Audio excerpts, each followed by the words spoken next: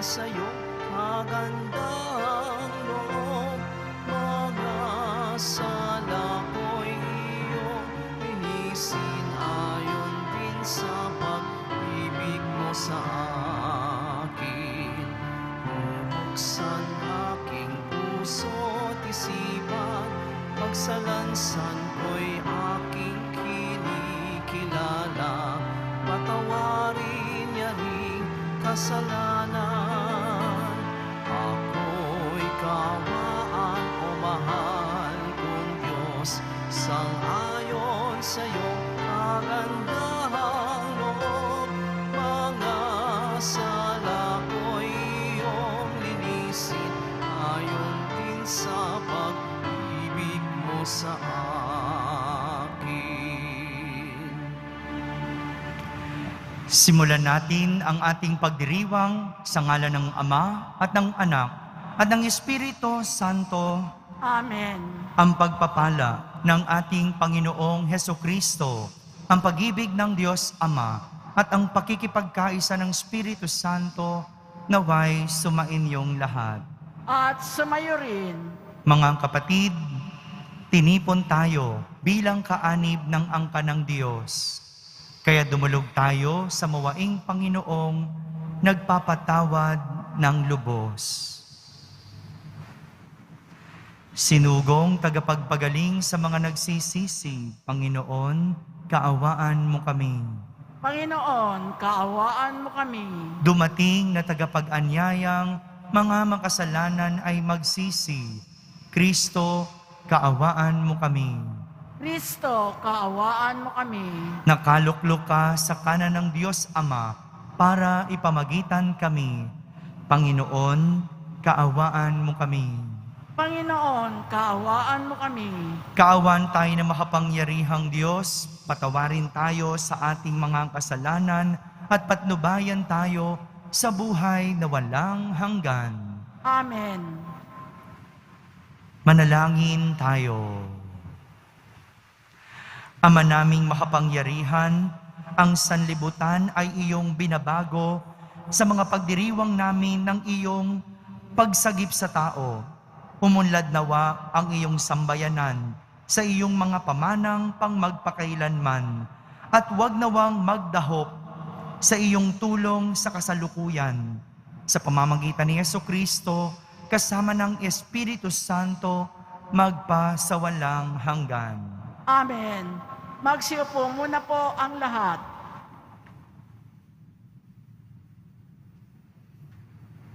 Pagbasa mula sa aklat ni Propeta Isaías. Ang sabi ng Panginoon, ako ay lilikha, isang bagong lupa't isang bagong langit. Mga pangyayaring pawang lumipas na ay di na babalik. Kaya naman kayo'y dapat na magalak sa aking nilalang. Yamang nilikha ko itong Jerusalem, na ang aking pakay maging kagalakan ng mga hinirang. Ako mismo'y magagalak dahil sa Jerusalem at sa kanyang mamamayan. Dooy walang panambitan o kaguluhan. Dooy wala ng sanggol na papanaw.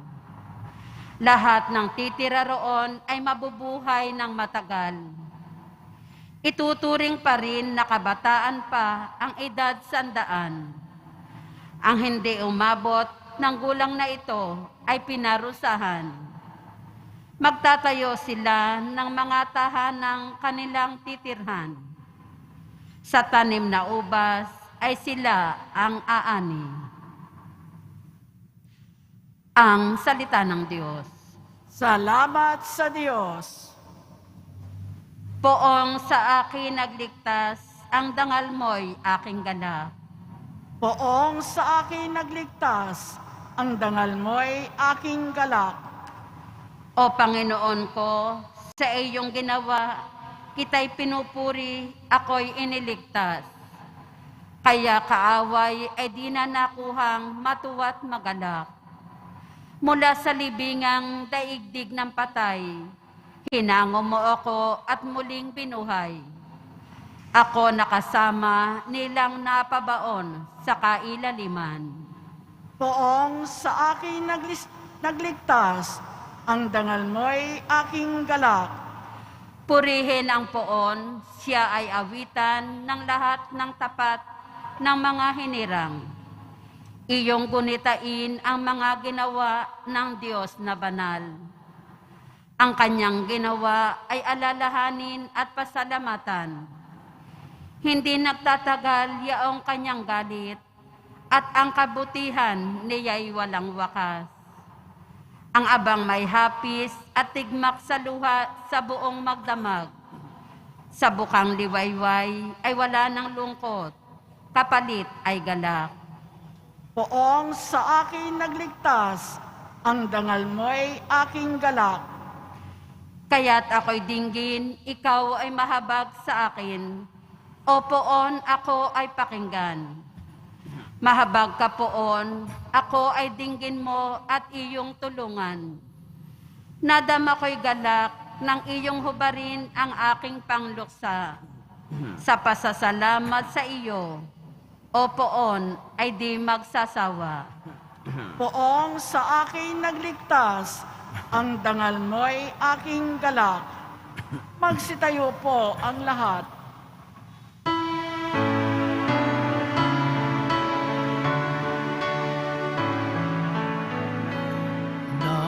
Nagpupuri kami sa'yo, Panginoong Jesucristo.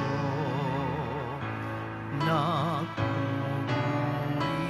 kami sa'yo, Panginoong Jesucristo. Matuwid ang dapat gawin, masama'y iwasan natin, at tayo ay bubuhayin. Ang Diyos ay isa sa atin, atin siyang makakapiling. Nagpupuri kami sa'yo, Panginoong Jesucristo. Sumainyo ang Panginoon. At sumayo rin. Ang mabuting balita ng Panginoon ayon kay San Juan. Papuri sa iyo, Panginoon.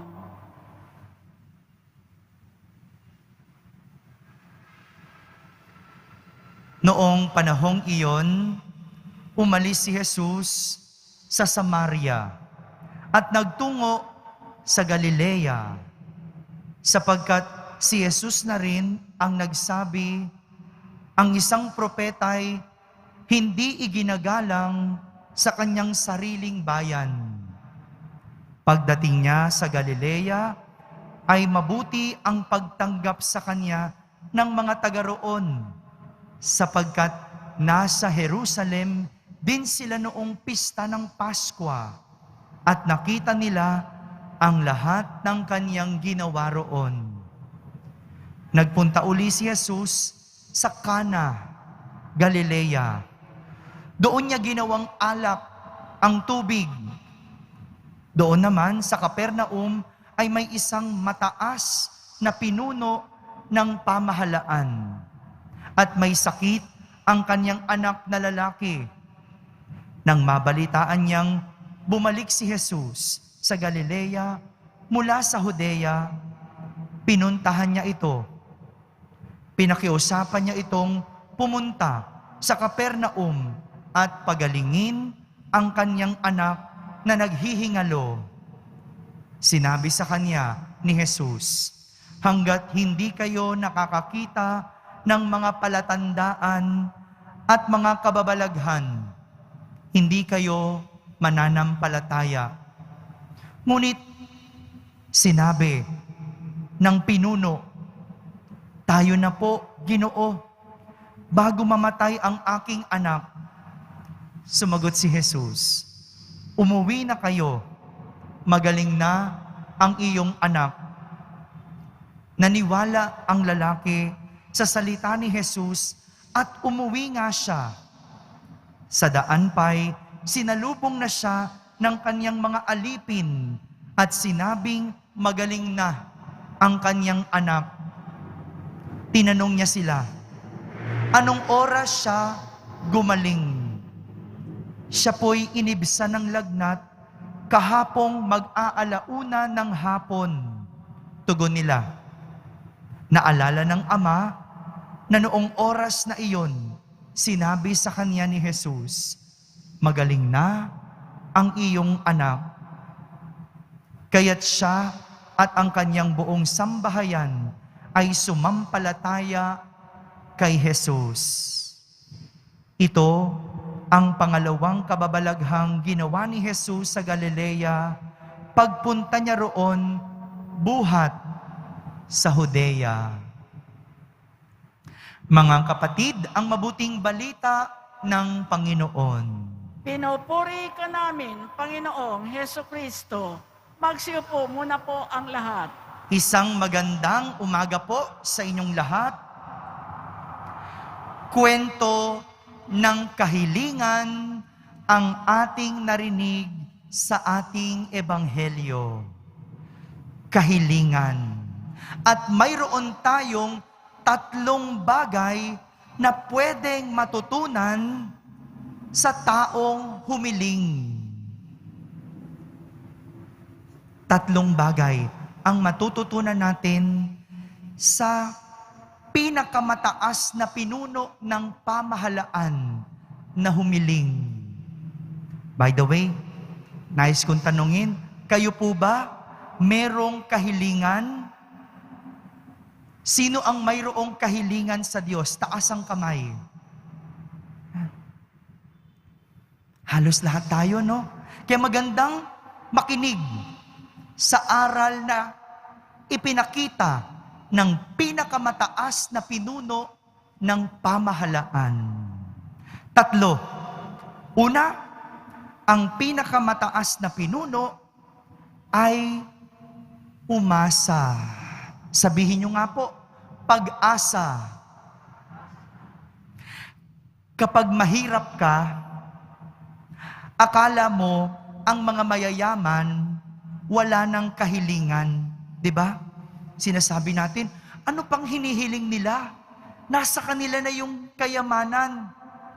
Kapag sikat ang tao, pakiramdam natin, wala na siyang kahilingan. Kapag malakas ang isang tao, may posisyon, matagumpay, ganito yung tingin natin.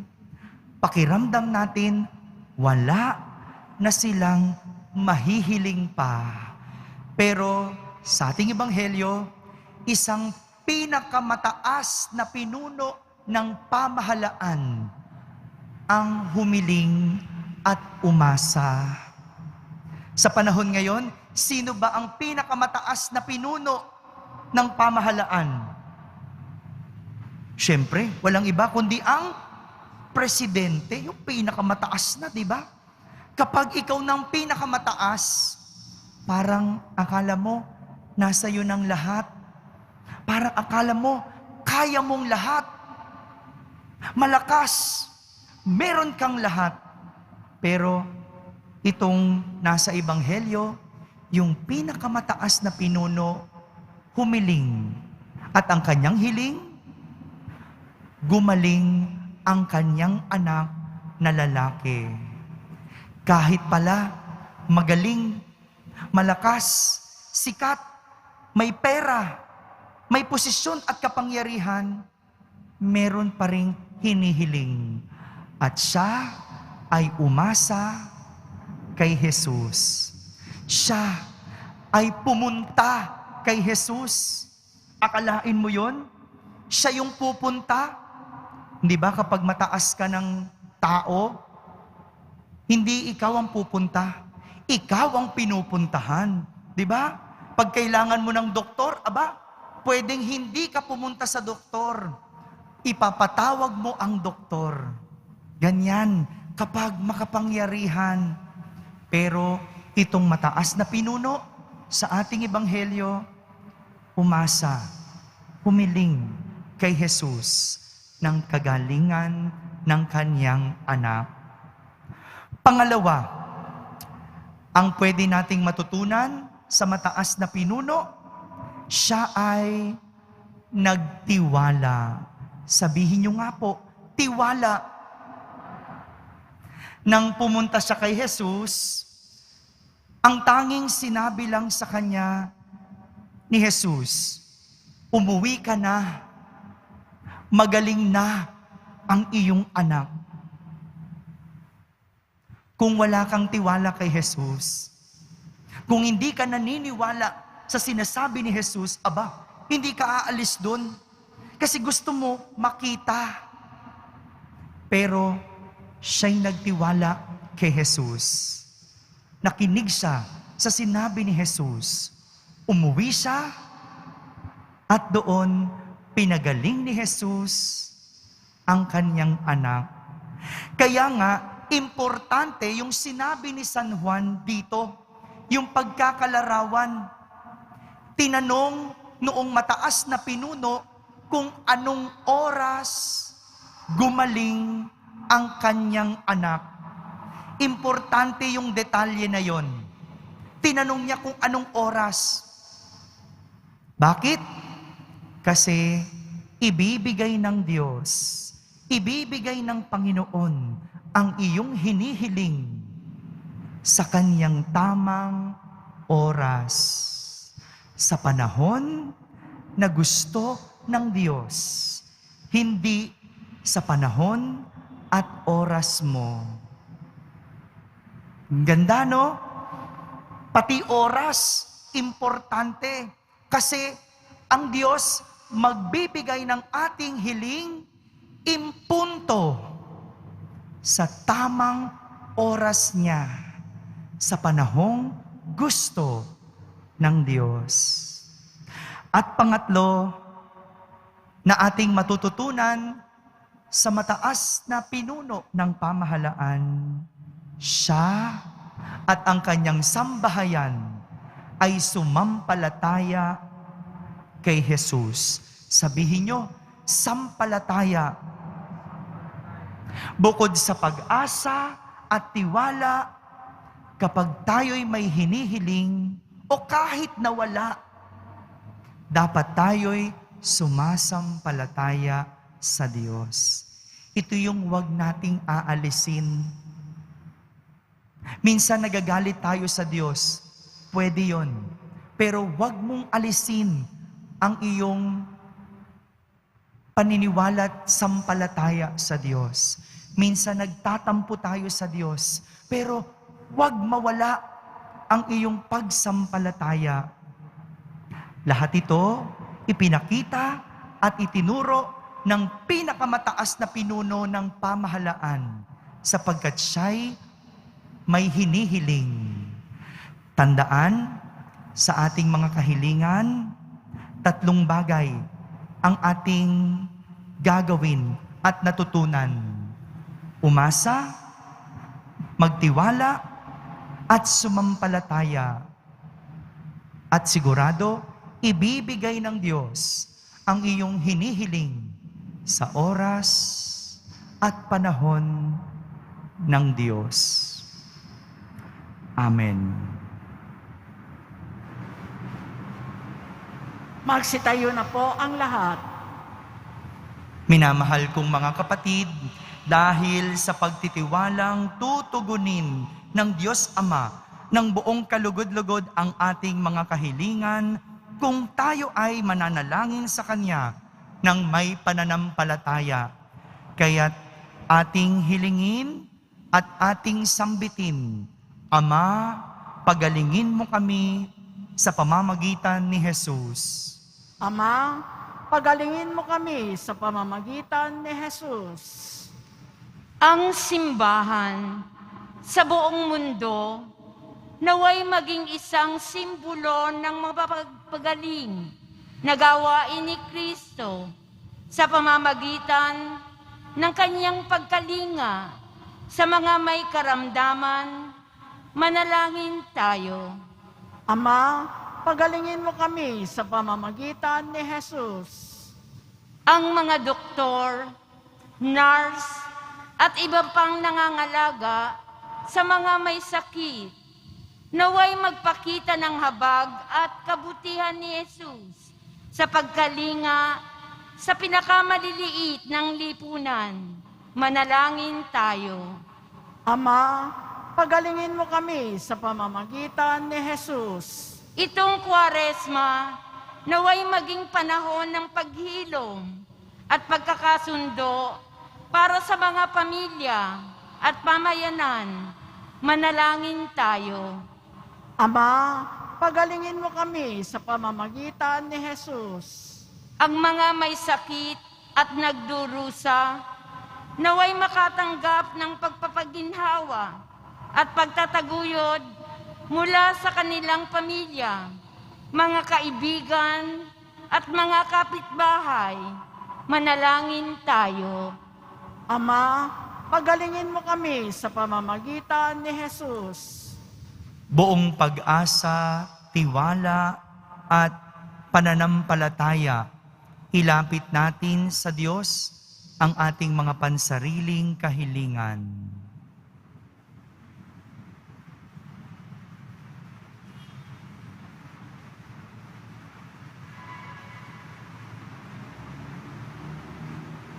Manalangin tayo. Ama, pagalingin mo kami sa pamamagitan ni Jesus. Ama naming nasa langit, tulungan mo kaming patuloy na magtiwala sa iyo at sumampalataya sa nakapagpapagaling na kapangyarihan ng iyong anak na gumagamot sa lahat ng aming sugat. Hinihiling namin ito sa pamamagitan ni Jesucristo na aming Panginoon. Amen. Magsiupo ang lahat.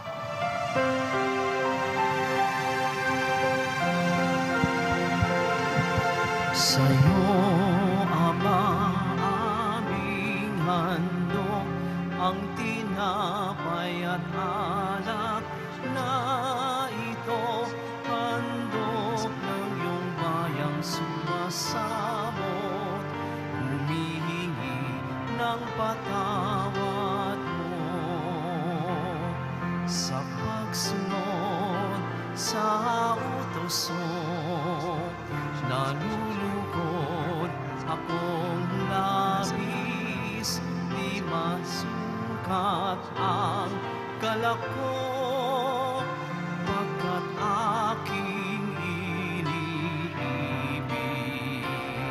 Sa'yo, Ama, aming handog ang tinapay at alak na ito, handog ng iyong bayang sumasabot, humihingi ng patawad mo. Magsitayo na po ang lahat. Manalangin kayo mga kapatid upang ang paghahain natin ay kalugdan ng Diyos Amang makapangyarihan. Tanggapin nawa ng Panginoon itong paghahain sa iyong mga kamay sa kapurihan niya at karangalan sa ating kapakinabangan at sa buong sambayanan niyang banal. Ama naming lumikha, sa paghahain namin sa iyo, kami naway makapakinabang upang sa pagkadalisay ng aming pamumuhay sa sanlibutan, kami magkaroon ng pagbabago para sa buhay sa kalangitan. Sa pamamagitan ni Jesucristo, kasama ng Espiritu Santo, magpasawalang hanggan. Amen. Sumainyo ang Panginoon. At sumayo rin, Itaas sa Diyos ang inyong puso at diwa. itinaas na namin sa Panginoon. Pasalamatan natin ang Panginoong ating Diyos. Marapat na siya ay pasalamatan. Ama naming makapangyarihan, tunay ngang marapat na ikaw ay aming pasalamatan sa pamamagitan ni Jesucristo na aming Panginoon. Sa pagbabakasakali mong kami bubuti, isinugo mo si Jesucristo upang pangunahan kami. Bilang pagsunod sa iyong atas na bigay, ipinahayag ng iyong anak ang iyong kalooban na ang mga apit dukha ay kanyang damayan.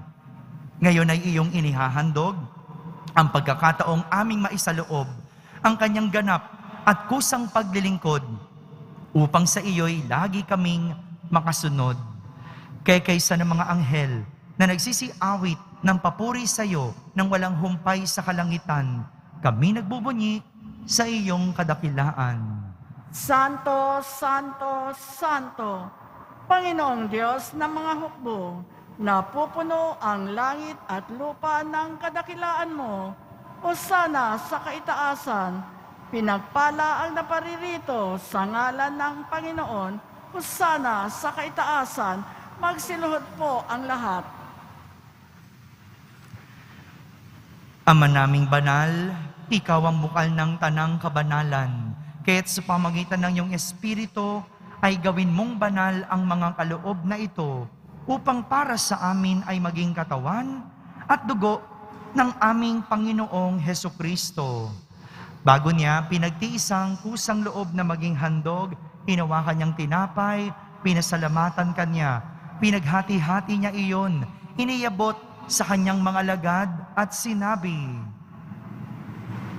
"Tanggapin ninyong lahat ito at kanin, ito ang aking katawan na inihahandog para sa inyo."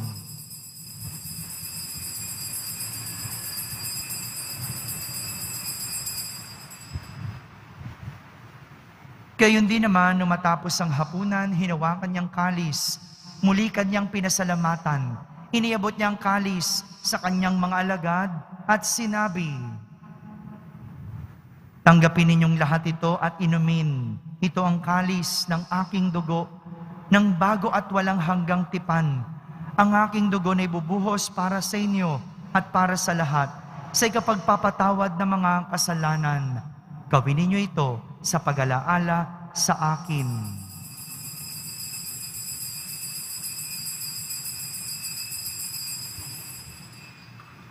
Magsitayo na po ang lahat. Ipagbunyi natin ang misteryo ng pananampalataya.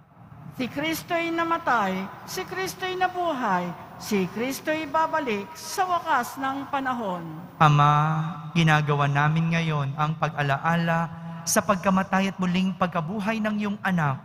Kaya't inaalay namin sa iyo ang tinapay na nagbibigay buhay at ang kalis na nagkakaloob ng kaligtasan. Kami nagpapasalamat dahil kami iyong minarapat na tumayo sa harap mo para maglingkod sa iyo. Isinasamo namin kaming magsasalo-salo sa katawan at dugo ni Kristo ay mabuklod sa pagkakaisa sa pamamagitan ng Espiritu Santo. Ama, lingapin mo ang iyong simbahang laganap sa buong daigdig. Puspusin mo kami sa pag-ibig, kaisa ni Francisco na aming Papa, ni Jose na aming obispo at ng Tanang Kaparian. Alalahanin mo rin ang mga kapatid naming nahimlay na may pag-asang sila'y muling mabubuhay. Gayon din ang lahat na mga pumanaw. Kaawan mo sila at patuloyin sa iyong kaliwanagan. Kaawan mo at pagindapating kaming lahat na makasalo sa iyong buhay na walang wakas. Kaisa ng mahal na Birheng Maria na Ina ng Diyos, ng kabiyak ng puso niyang si San Jose, kaysa ng mga apostol at ng lahat ng mga banal na namuhay dito sa daigdig ng kalugod-lugod sa iyo. May pagdiwang nawa namin ang pagpupuri sa kararangal mo sa pamamagitan ng iyong anak na aming Panginoong Hesukristo. Sa pamamagitan ni Kristo, kasama niya at sa Kanya, ang lahat ng parangal at papuri ay sa iyo, Diyos Amang makapangyarihan, kasama ng Espiritu Santo, magpa sa walang hanggan. Amen. Sa tagubilin ng mga nakahagaling na utos at turo ni Jesus na Panginoon natin at Diyos, ipahayag natin ng lakas loob. Ama namin, sumasalangit ka. Sambahin ang ngalan mo, mapasa amin ang kaharian mo, sundin ang loob mo dito sa lupa para ng sa langit.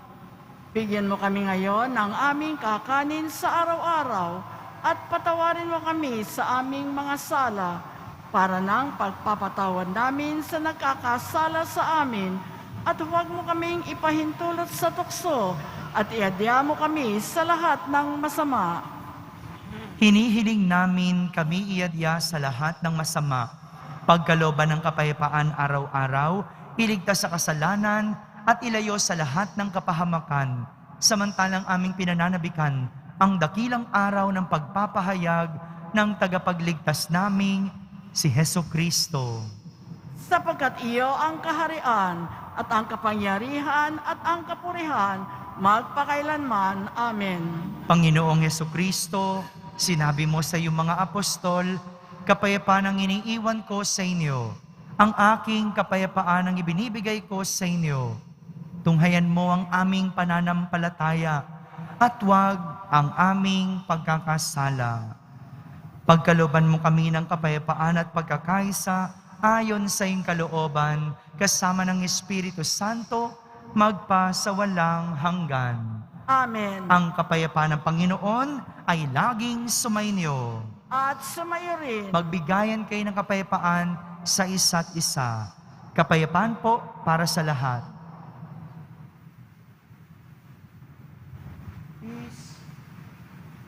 Kordero ng Diyos na nag-aalis ng mga kasalanan ng sanlibutan, maawa ka sa amin. Kordero ng Diyos na nag-aalis ng mga kasalanan ng sanlibutan, maawa ka sa amin. Kordero ng Diyos na nag-aalis ng mga kasalanan ng sanlibutan, ipagkaloob mo sa amin ang kapayapaan, magsiluhod po ang lahat.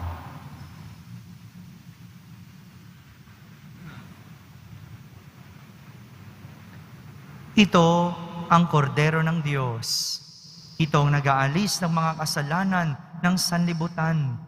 Mapalad ang mga inaaniyahan sa kaniyang piging. Panginoon, hindi ako karapat-dapat na magpatuloy sa iyo, ngunit sa isang salita mo lamang ay gagaling na ako.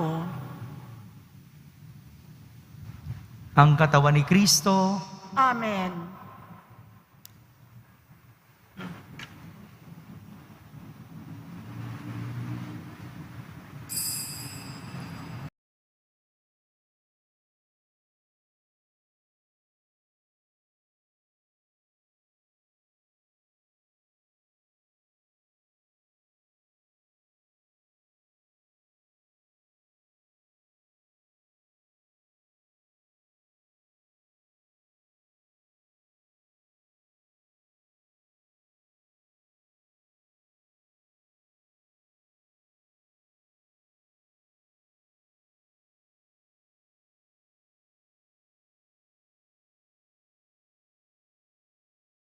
langin tayo.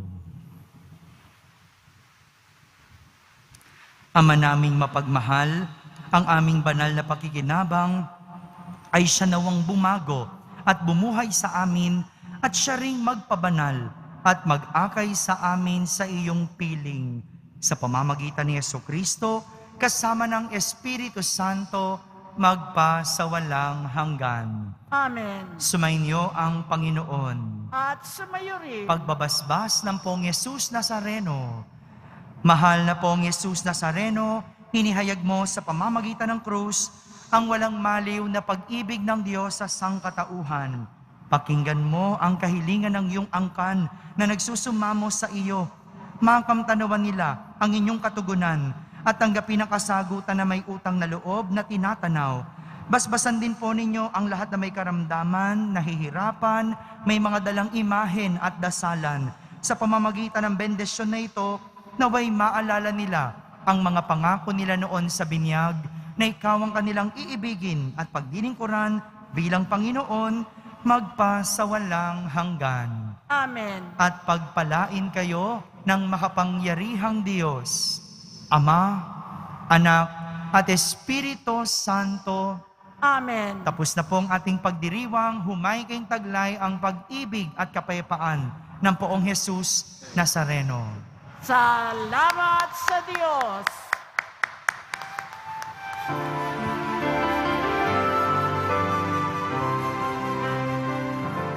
Nuestro Padre Jesús Nazareno, sinasamba ka namin, pinipintuho ka namin, aral mo ang aming kaligtasan, Nuestro Padre Jesus Nazareno. Iligtas mo kami sa kasalanan. Ang krus mo't kinamatayan ay sagisag ng aming kaligtasan. Nuestro